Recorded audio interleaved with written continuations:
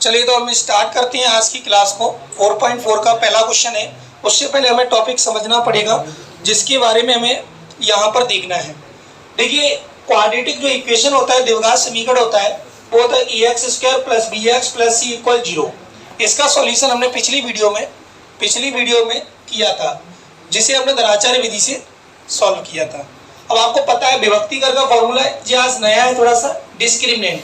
अगर हमने ध्यान दिया हो, आपने अगर ध्यान दिया हो तो एक फॉर्मूला पढ़ाया था मैंने, x = -b plus minus under root में b² - 4ac अपॉन में 2a। इस फॉर्मूले में जो b² - 4ac दिख रहा है वही क्या है, बताओ जल्दी से, d है। यही d है। और इस d को हम विभक्ति कर क्यों कह रहे हैं जी? इसलिए कह रहे हैं ताकि जो हमारा जो क्वाड्रेटिक इक्वेशन है उसके मूल के बारे में, रूटों के बारे में समझ में आ जाए कि इसके रूट्स होंगे कैसे। अगर d की वैल्यू 0 से बड़ी है तो इसका मतलब है कि उसके जो रूट होंगे वो रियल होंगे और अनइक्वल होंगे। रियल होंगे और कैसे होंगे? अनइक्वल। हिंदी में इन्हें बोलेंगे वास्तविक होंगे और असमान होंगे। समान नहीं है, असमान, भिन्न भी कह सकते हैं हम इसे। ये पहली कंडीशन है। दूसरी कंडीशन है, यदि d की वैल्यू 0 के बराबर है तो इस कंडीशन में जो रूट होंगे वो रियल होंगे और इक्वल होंगे। रियल और इक्वल, हिंदी में इन्हें बोलेंगे वास्तविक और समान। कोई दिक्कत किसी को? तीसरी कंडीशन, यदि d की वैल्यू 0 से छोटी है तो इस कंडीशन में रियल नहीं होंगे। नो रियल रूट्स, इसके कोई भी रियल रूट्स नहीं होंगे। अपन ने ऐसा सवाल पिछली वीडियो में भी किया था या पिछली क्लास में भी देखा था। कोई दिक्कत है किसी को? जी, तीनों पॉइंट मैंने यहाँ पर अच्छे से लिख दिए हैं। जो बच्चा बाद में वीडियो देखता है तो इसे नोट कर सकता है। पहली कंडीशन, d की वैल्यू 0 से बड़ी है तो रूट्स कैसे हैं बताओ? वास्तविक और असमान। इंग्लिश में इसमें लिखा है रियल और अनइक्वल। अगर d की वैल्यू 0 के बराबर है तो वास्तविक और समान, रियल और इक्वल। मुझे लगता है क्लास में याद हो जाना चाहिए, रियल और इक्वल। अच्छा, एक और है, इफ अगर d की वैल्यू 0 से छोटी है। अब थोड़ा इस बात को समझ लो, जिधर की ओर जो मुंह खुला हुआ है, चौड़ा है ना ऐसे, इधर से तो बंद है, तो जी वाला बड़ा है। d बड़ा है किससे? 0। अगर मैंने कहा कि इधर ये वाली कंडीशन, तो इस कंडीशन में 0 बड़ा है, तो 0 तभी बड़ा हो सकता है जब d की वैल्यू निगेटिव में आए। d की वैल्यू, आपको ये पता होना चाहिए, -3 0 से छोटा है कि बड़ा है? बताओ जल्दी से। -3 0 से बड़ा है कि छोटा है? छोटा है। क्यों छोटा है? क्योंकि ये माइनस में चला गया। आपने एक नंबर लाइन पढ़ी है, यहाँ 0, इधर की ओर किस में चलता है? प्लस में। 1 2 3 इधर किस में चलता है? माइनस में। तो जो छोटे होंगे और वो अंदर की ओर जा रहे हैं। अच्छा, -3 और -10 में से कौन बड़ा है? -3 और -10 में से कौन बड़ा है? कोई दिक्कत? ये चीजें तो मुझे लगता है आपको आती हूँ, बेसिक चीजें हैं। चलो बता दूं मैं इसे। अब सवाल करेंगे जल्दी। सामने देखिए, सवालों में इतना कुछ नहीं पूछा है। अच्छा, प्रश्न पढ़िए जल्दी से, किसी के बुक हो तो। Find the nature of the roots of the following quadratic equations. Hindi में इसे बोलेंगे, निम्न द्विघात समीकरणों के मूलों की प्रकृति बताइए। यदि रूट्स कैसे हैं? रियल हैं, तो उन्हें ज्ञात भी करो। रूट्स कैसे हैं? रियल है, यानी यदि मूल वास्तविक है तो हमें उन्हें ज्ञात भी करना है। कोई बात अगर आपको समझ में नहीं आती तो पूछ लो। मिस्टर बुक कहाँ है तुम्हारी? है। चलिए, पहला क्वेश्चन मैंने यहाँ पर नोट कर लिया है, गिवन। अच्छा, a की वैल्यू क्या है? कोई बताया तो मुझे। a की वैल्यू 2, b की वैल्यू -3, c की वैल्यू 5। a b c चल गए। अब मुझे बताया, इसे अपन क्या लिख सकते हैं? हियर लिख सकते हैं। आप लोग सबसे पहले कौन सा फॉर्मूला लगाओगे? विभक्ति कर। अगर ये d की वैल्यू जैसे आई है वैसे हम इसे सॉल्व करेंगे। तो अब लिखेंगे सबसे पहले सूत्र, फॉर्मूला। किसका फॉर्मूला लिख रहे हैं? विभक्ति कर बोलते हैं इसे हिंदी में। इंग्लिश में इसे बोलते हैं डिस्क्रिमिनेंट। इसका डायरेक्ट फॉर्मूला एमपी बोर्ड में कई बार पूछा है कि इस फॉर्मूले का जो सूत्र होता है उसे लिख के दिखाइए, यानी उस सूत्र को लिखिए, विभक्ति करके सूत्र को लिखिए। डायरेक्ट 1 मार्क्स में पूछ लेता है, 1 मार्क में पूछ लेता है आपसे। तो इस बात का विशेष ध्यान रखना आप लोग। तो बताइए d की वैल्यू क्या हो जाएगी? b² - 4ac। याद हो गया?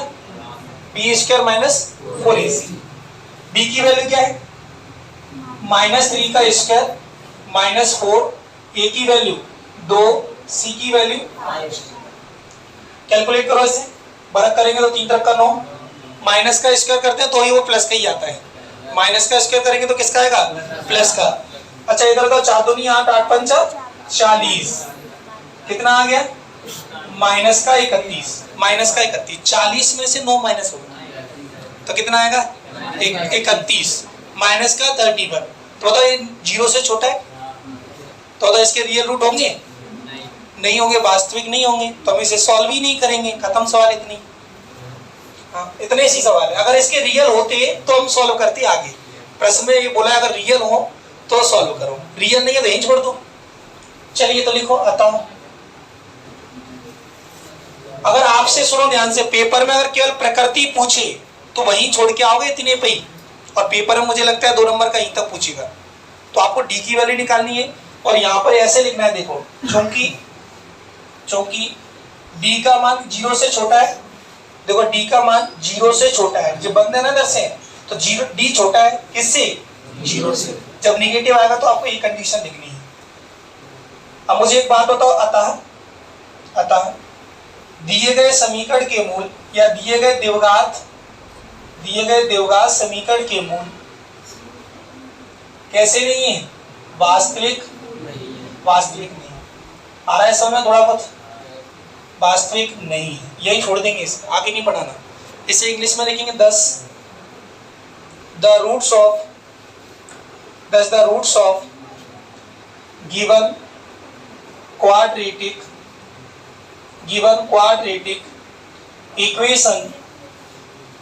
quadratic equation are not real। अच्छा रियल नहीं है तो बताओ इसे सॉल्व करना है, नहीं करना, यही छोड़ना है, खत्म। जल्दी नोट करो, नोट करो सवाल को पहले ना, तो मैं ABC लिखूंगा, A B और C।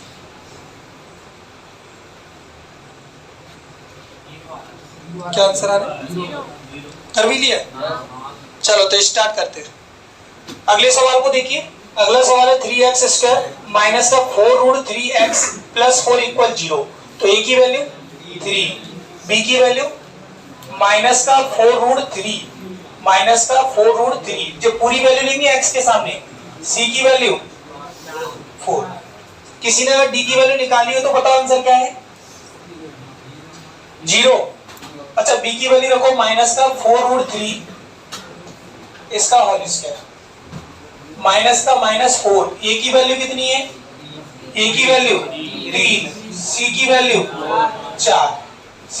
4, अब इसे होल स्क्वायर करेंगे तो मैंने आपको एक कल की क्लास में बताया था कैसे करेंगे, माइनस का 4 रूट 3 मल्टीप्लाई माइनस का 4 रूट 3, सामने देख लो पहले एक बार, इन दोनों का मल्टीप्लाई करेंगे तो 4 चौक 16, पहले तो माइनस से कर लो तो ये प्लस हो जाएगा, 4 चौक 16 और ये 3 भी फ्री हो जाएगी, कितना आ गया 16 तिया 48, परसों हुआ था मुझे लगता है ऐसे ही सवाल, 16 तिया 48, तो इधर लिखेंगे अपन लोग 48।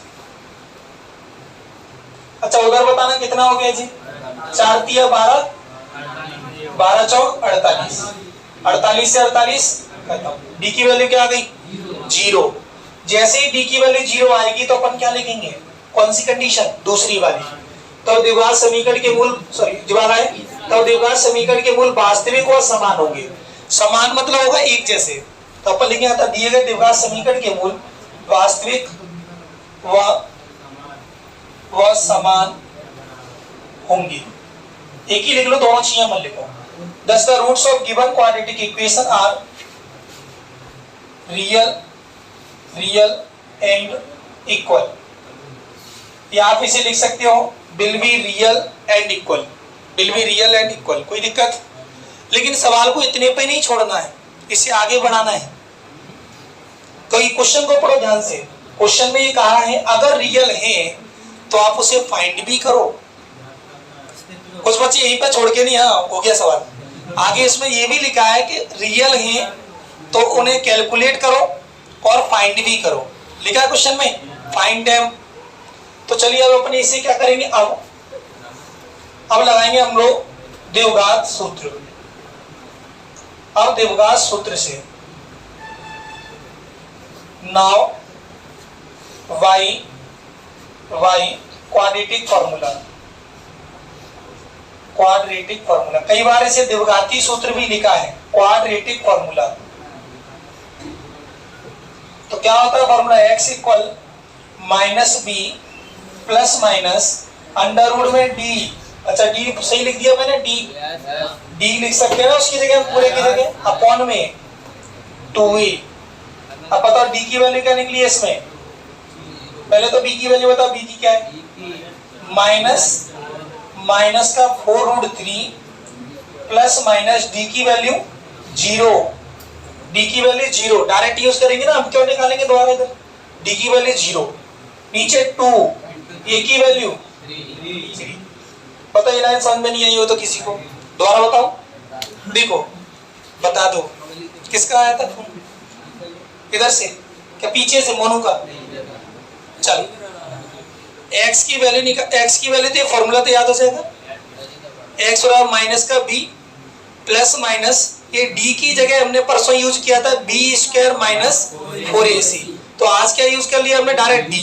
तो अब d की जगह हम डायरेक्ट 0 रख सकते हैं, क्योंकि हमने कैलकुलेशन कर ली है ना इसकी, तो 0 आ गई है।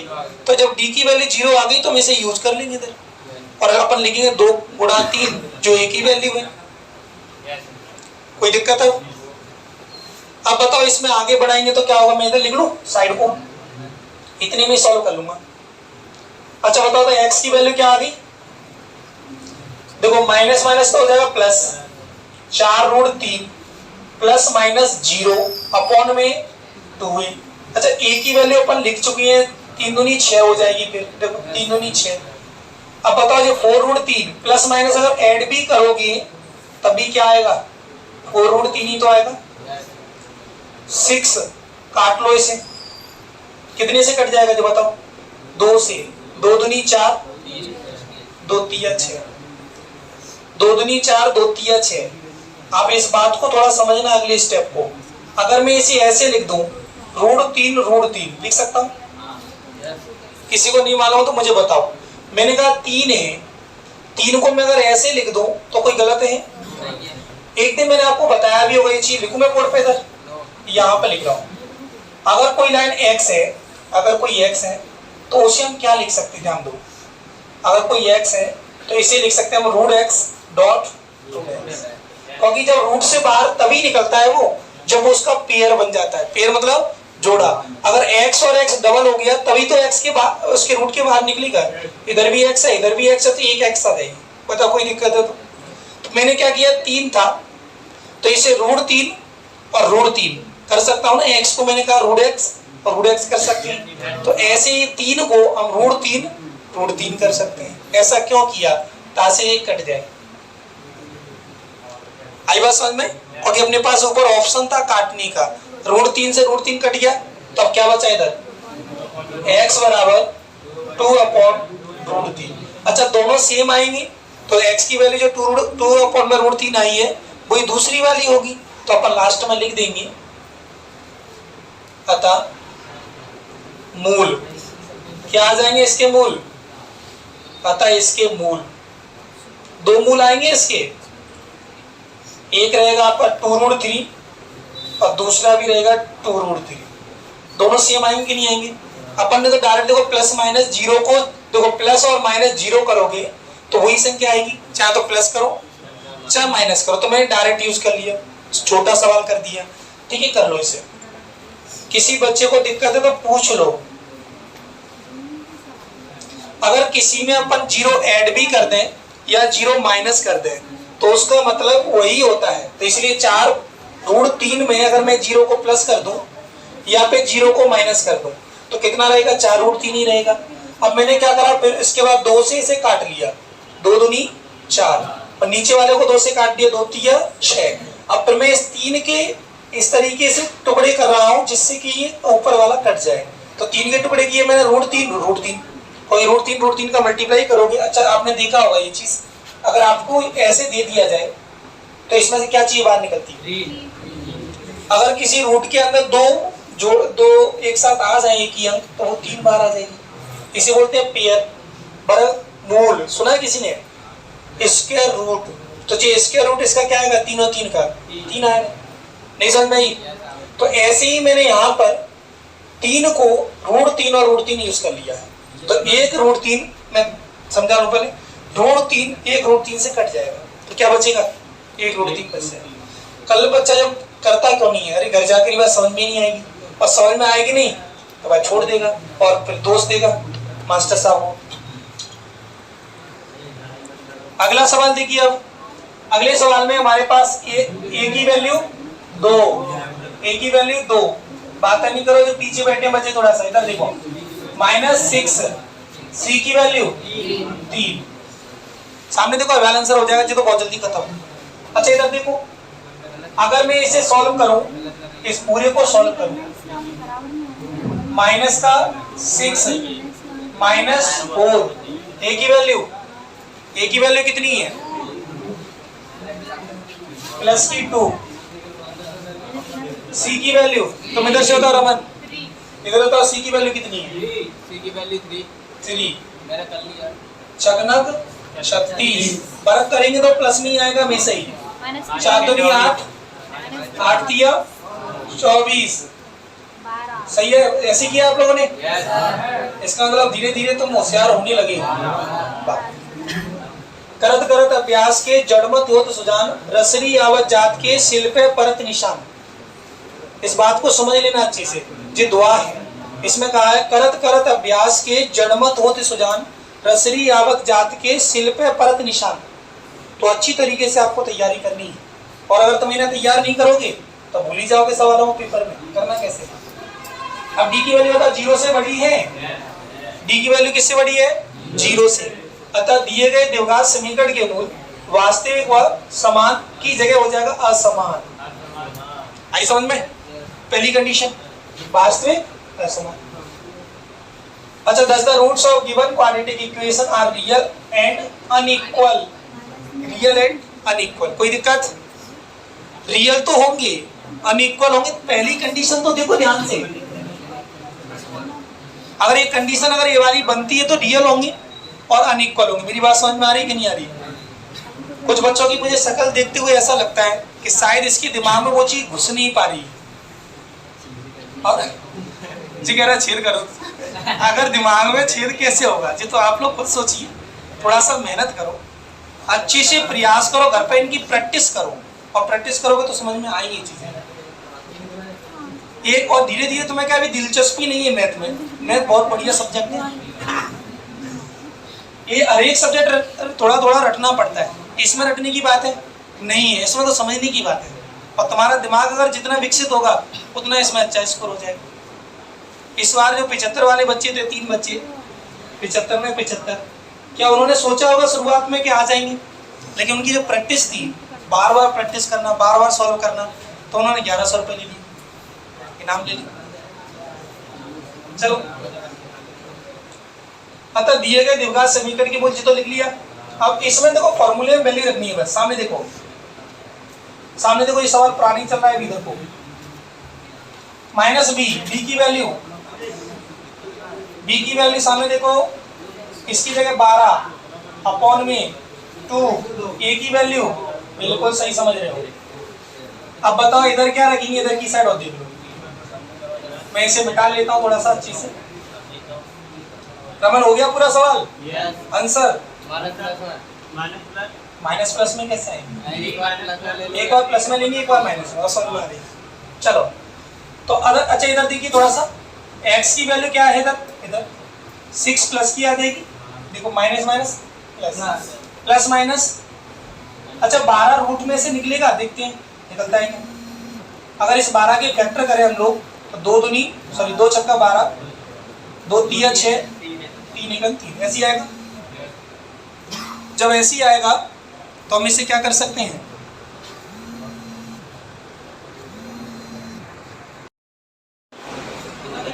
चलो तो सामने देखिए, मैंने कहा कि इसे समझा रहा था मैं आपको। 2 छक्का 12, 2 तिया 6, 3 एकम 3, तो ये फैक्टर यहाँ पर जोड़ा बन गया पेयर। तो इसमें से क्या बाहर आ जाएगा 2, इसे अपन इधर लिखें 2 गुणा 3, ये 2 बाहर आ जाएगा और रूट के अंदर क्या रह जाएगा, तो इसका रूट क्या निकलेगा 2 प्लस माइनस तो आगे लगी है, प्लस माइनस 2 रूट 3 आएगा, प्लस माइनस 2 रूट 3। देखो जी मैंने निकाल के दिखा दिया आपको अलग से। 12 के फैक्टर होते हैं 2 गुणा 3, तो ये दोनों पेयर आ गए, इस पेयर में से एक निकल आ जाएगा, एक यहाँ से निकलेगा तो क्या हो जाएगा 2 और जी फंसा रह जाएगा बेचारा 3।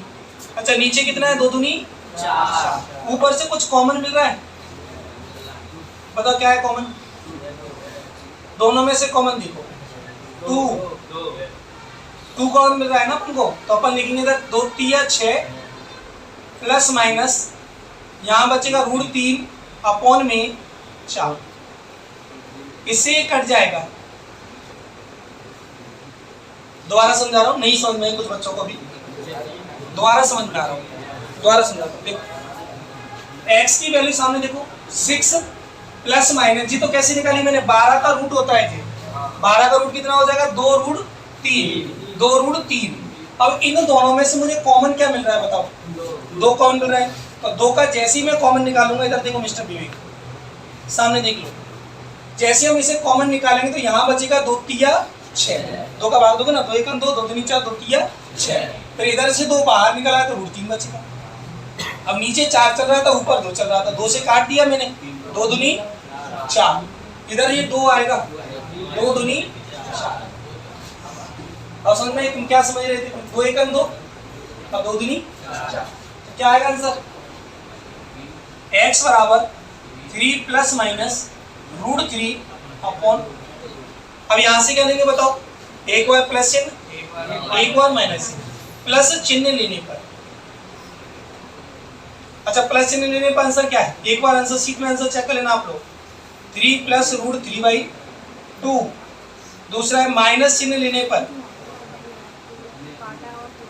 माइनस चिन्ह लेने पर आंसर क्या आ जाएगा, -3 माइनस रूट 3 अपॉन में 2। कुछ बच्चे होशियार होंगे, सर आपने अभी थोड़ी देर पहले बताया था इसका मतलब होता है रूट 3 जा जोड़ देंगे, सवाल रूट ऐसे कर देंगे, देखना रूट 3 प्लस रूट 3, अरे सर 3 रूट 3 हो गए, ऐसा मत करना, होगी जी अलग है जी, यहाँ पर जी 3 है, रूट 3 यहाँ कॉमन ले सकते हैं अपन, क्या कॉमन ले सकते हैं, फिर रूट 3 को कॉमन निकाल सकते हैं, लेकिन आंसर मुझे लगता है जी दिया होगा, नहीं किसमें दिया जी, प्लस में माइनस में दोनों दिए होंगे, आंसर 2 आएंगे इसके, आंसर यही दिए क्या रख दिए, चलो नोट कर लो।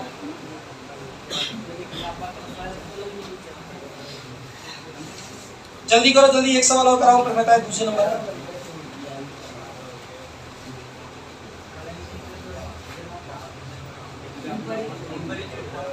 क्या नहीं, आप तो पूरा निकाल लो ना, कोई दिक्कत नहीं है, जो प्लस चिन्ह पे ले लिया माइनस चिन्ह पे ले लिया मैंने, अतः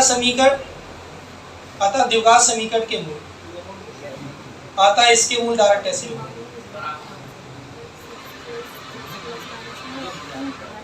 देखो अपन लोगों को तरीके से लिखना है एग्जाम में, किसी को समस्या है तो पूछ लो, पूछने में कभी भी किसी बच्चे को नहीं डांटूंगा। चल आज इतने ही छोड़ दें। अच्छा ये ग्रामर का क्वेश्चन कर लेते हैं, ग्रामर कर लेते हैं, इंग्लिश ग्रामर इतना ही छोड़ देते हैं, क्योंकि अभी कुछ बच्चों ने पहली बार इस टॉपिक को पढ़ा है, मोस्ट इंपोर्टेंट टॉपिक है, ध्यान रखना, अच्छे से कर लोगे। घर के लिए होमवर्क मैंने क्या दिया बताओ, 4.3 के जो सवाल शुरुआत के थे चारों, उन्हें अच्छे से लगाना है, ठीक है, इसी तरीके से लगाना है, कर लाओगे अच्छे से। भले देखो मैंने एक बार तुम्हें कहा मैं ज़्यादा सवालों पर फोकस नहीं करूँगा, फोकस तो आपको करना है, जिस सवाल मैंने लगा दिए अब ऐसे ही लगाओ उन्हें, ठीक है। कल मिलेंगे हम, इसके बाद मैथ में तो जो ऑनलाइन जुड़ेंगे बच्चे, वो बच्चे आज यहीं तक कर लें, कल मैं इसके दूसरे क्वेश्चन को भी सॉल्व करा दूँगा।